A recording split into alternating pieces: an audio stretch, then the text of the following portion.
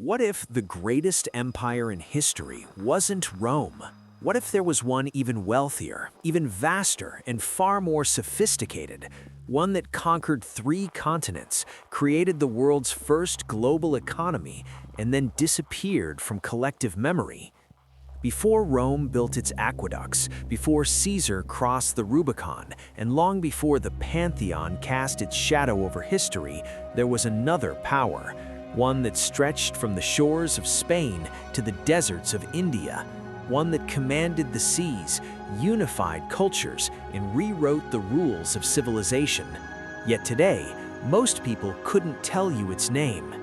This is the story of the Mongol Empire, the unstoppable force that reshaped the world and whose legacy still pulses through our modern age. Welcome to Secret History, where we uncover stories time tried to erase.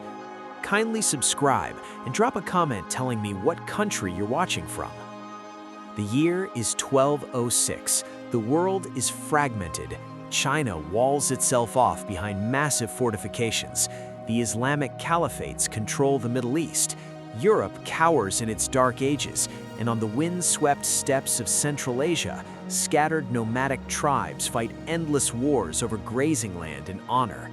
Then comes Temujin, later known as Genghis Khan.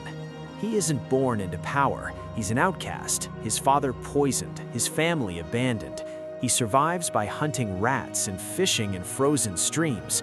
But Temujin possesses something rare: vision.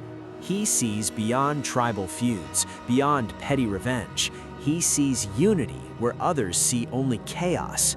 Through brilliant strategy and unwavering determination, he unites the Mongol tribes, not through fear alone, but through meritocracy.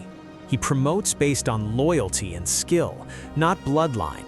He welcomes talent from conquered peoples. He learns from everyone, adapts everything. By the time he dies in 1227, Temujin has created something unprecedented.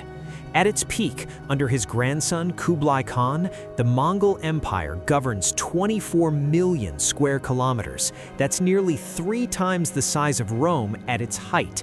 It rules over 110 million people, roughly 25% of the world's population. The empire connects the Pacific Ocean to the Mediterranean Sea under a single administrative system.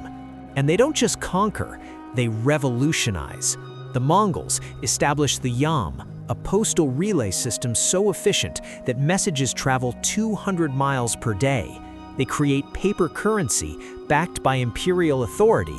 They guarantee safe passage for merchants along the Silk Road, spawning unprecedented global trade. They practice religious tolerance, protecting Christians, Muslims, Buddhists, and Taoists equally. They employ Chinese engineers, Persian administrators, and European craftsmen. This was more than an empire. It was the world's first truly globalized civilization. Long before Rome had its famous roads, the Mongols had perfected logistics across impossible terrain. They moved armies faster than anyone thought possible. They conquered fortified cities that had stood for centuries. They introduced gunpowder to Europe, spreading technology across continents. They facilitated the exchange of ideas, art, and science on a scale never seen before. Even their military innovations changed warfare forever. Composite bows, psychological warfare, coordinated cavalry tactics, siege engineering borrowed and perfected from every culture they encountered. So why don't we remember them? History is written by settled civilizations. The Mongols were nomads. They built with felt and leather, not marble and stone. They left fewer monuments than Rome. And when European scholars wrote their histories, they saw only barbarians, destroyers, invaders.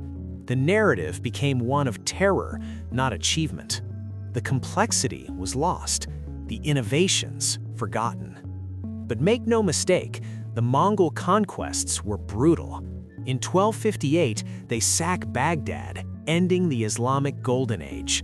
Libraries burn, scholars die. The Tigris River runs black with ink from destroyed manuscripts. Cities that resist face total annihilation.